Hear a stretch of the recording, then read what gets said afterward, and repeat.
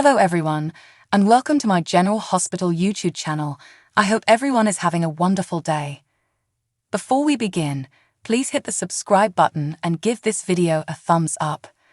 Today on General Hospital, Dex tells Anna everything, Jocelyn deals with her breakup, and John attempts to bully Liz and Danny. As Joss enters the kitchen on today's General Hospital, Carly greets her with a hug and wonders what is wrong. It's Dex, Joss says tearfully. I just need my mom. She then tells Carly that she and Dex have broken up. She kind of wishes Dex had lied and disputed what Nina said. She despises Nina for it, but at least she revealed a side of Dex Joss had never known existed. She still loves him a lot, but he's not the person she thought he was. She no longer has any illusions about loving him. Dex, she claims, was planning to assassinate Cyrus on Sunny's orders. Carly advises her to take a breather and gain some perspective. Jocelyn is shocked. This was not war. This was not self-defense. Cyrus was an elderly man resting in a hospital room. This is premeditated murder. Carly claims Dex was in a tough predicament while working for Sunny, her, and Michael. He did not have a choice. The choices he had to make may have been deal breakers for you, but don't be naive about why he made them. Carly tries to convince Jocelyn that what Dex told her is true, but she refuses. She thought he was cute and sweet, not a murderer. She's not sure what to believe. Joss pauses and considers. Did Jason use to kill for Sunny? Yes, Carly acknowledges. He did some things for Sunny. But Jocelyn wants her to acknowledge that murdering for Sunny is bad. Carly encourages her not to judge everything from the outside. I love Jason too, but come on. Is all it takes for Sunny to point to someone? Jocelyn believes the cause is irrelevant to her mother. She'd stick with Carly no matter what. Anna, meantime, answers the phone in her office and has Dex come in to speak with her. I'd like to confess to an attempted murder. Who is this about? Cyrus, he explains, is following Sunny's directions. He begins by discussing how Michael recruited him to take down Sunny. I'm assuming this is after the whole Nixon Falls Nina situation. Anna noticed. Dex then explains that Michael didn't want his father to go to prison, so they brought Carly in and adjusted his objective to keep Sunny out of trouble. Anna wants to know if he ever discovered anything damaging about his boss. Dex claims he did. He was transporting illegal weaponry for pikemen. Anna sits back and looks at him. Dex tells her how Sunny figured that putting Cyrus down would also stop the charges against him. He nearly did it, but Sunny intervened at the last minute. If you swear to this, you'll incriminate yourself as well as Sunny. He's ready to face the music. But, Anna claims, neither Cyrus nor Nina will be able to support him. It would be his word against Sunny, and the most they could get was conspiracy. It would also end Dex's life. She is unwilling to take that chance and tells him, this conversation never happened. Justice may not have been served this time, but I appreciate you stepping in and trying. Dex comes to a halt and then turns to leave. Commissioner, if you ever need help taking Sunny down, keep me in mind. Sunny arrives inside the pub and thanks Christina for the coffee before informing her of Dante's condition. There's no sign that he's gonna wake up. Christina makes Sunny laugh by telling him about bringing the skiers up to the roof on Christmas Eve and sliding right off Carly's roof into a pine tree. They couldn't stop giggling. Sunny praises her for sharing that, and she says, when he wakes up, don't tell him about the pine tree part. They painfully mimic each other when he wakes up. Sunny leaves feeling awful about himself, saying he has done a lot of bad things and should be in that bed instead of Dante. Listen, Dad. I understand that you are upset and terrified, which are not comfortable emotions for you. But she will not let him demean himself. He's an incredible father who has always made her feel loved and grounded.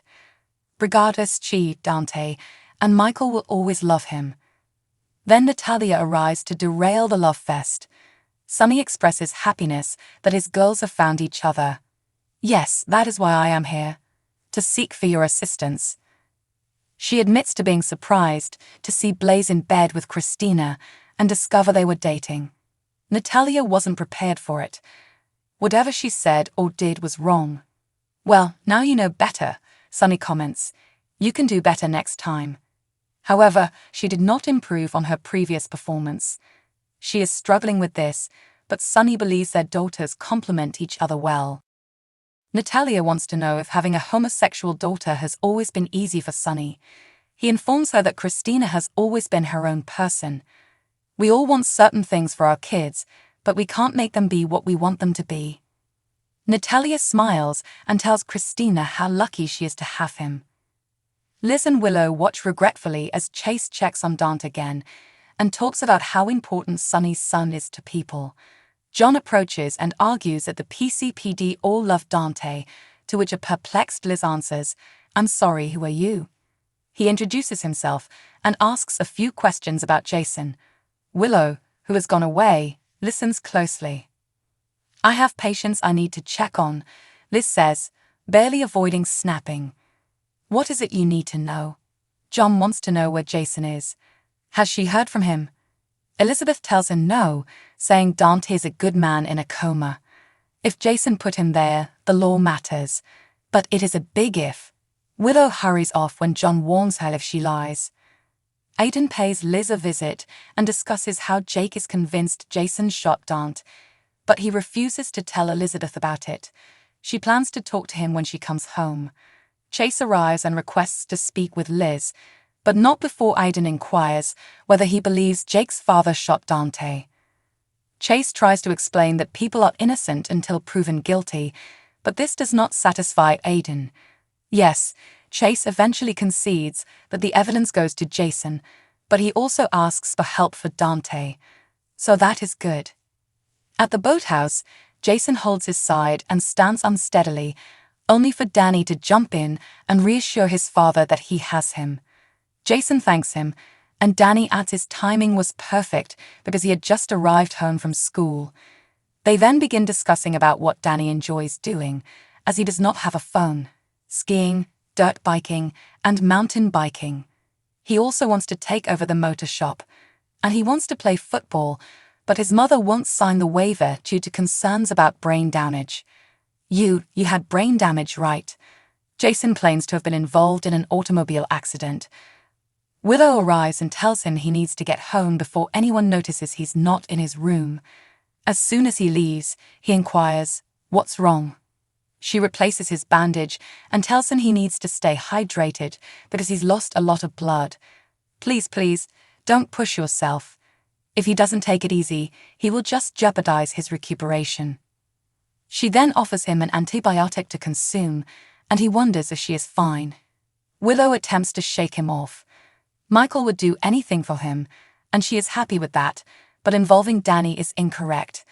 John is out for blood to find him, which has injured Danny. Willow, "I never wanted anybody to find me." He intends to ensure the safety of everyone who assists him. Meanwhile, back at home, John enters the house to confront Danny with inquiries. Yuri welcomed him in, lovely guy. Danny claims he hasn't heard anything from Jason, but John finds it difficult to believe. "It's not like I knew the guy before he left," the kid says. "I don't know why he's back, but I can tell you it's not because of me." Brooklyn rushes in and orders Danny to leave, before calling Agent Cates a disgrace to his badge. Thank goodness, Yuri phoned her before he frightened Danny without parental supervision. John tries to defend himself, but BLQ starts laying into him, telling him to go before he gives her any more reasons to sue. John apologizes and begs her to apologize to Danny and Yuri before slinking out. Brooklyn encourages Danny to come out, and he bounds out of his hiding place with a big smile. "You were great. Thank you." BLQ advises him to never speak to cops without a lawyer, and she puts down the ELQ attorney's phone number. "And do yourself a favor. Practice the Quatermain code. Be nice, but do not freestyle with the cops, no matter how friendly they appear." In the show's concluding seconds, Willow claims Jason will be OK in a day or two and asks what happens next. He says he's unsure. Meanwhile, Aiden is curious as to what his mother will tell Jake. The truth, she claims. That Jason did this is bad, and feeling sad about it is the appropriate response. It's not his fault that he is Jason's son, though. Meanwhile, Carly says she respects Jocelyn's decision.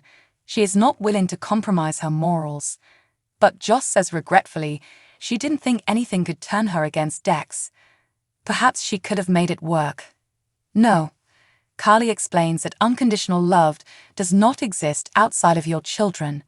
She did what was best for herself. You spared both of you a lot of misery. However, doing the right thing is not always easy. They hug. Thanks for watching. If you like this video, so please don't forget to subscribe my channel and don't miss any update.